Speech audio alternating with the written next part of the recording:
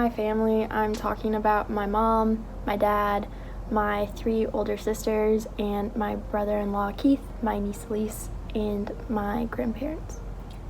My favorite family trip is every December we go down to Naples, Florida, and we rent out 1 or 2 condos all together because everybody in my family is a workaholic and they work a lot and they're also spread out all over the country, and so it's kind of one central place that we all go, and we all know that this is the time to take a break, and we just spend a lot of time together, and it's always really good to see them. Typically that is the only time of the year I see my family except for Westminster events.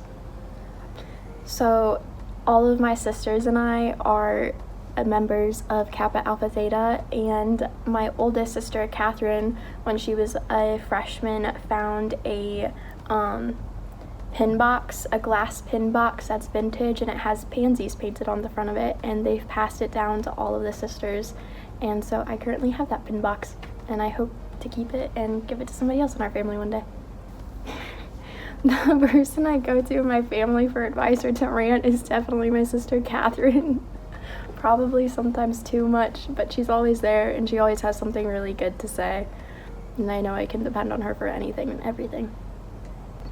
My sisters call me Aunt Zola because when I signed a card for my niece before she was born, I put Aunt Sarah 2019, but it was in a rush in a bumpy car, so it looks like it says Aunt Zola. And my mom calls me Dolly because when I was born I looked like a little doll, and everybody thought that I was my sister's dolls at first and not an actual baby. My favorite dad joke, my dad references Monty Python all of the time. It's his all-time favorite movie, that and Ferris Bueller's Day Off.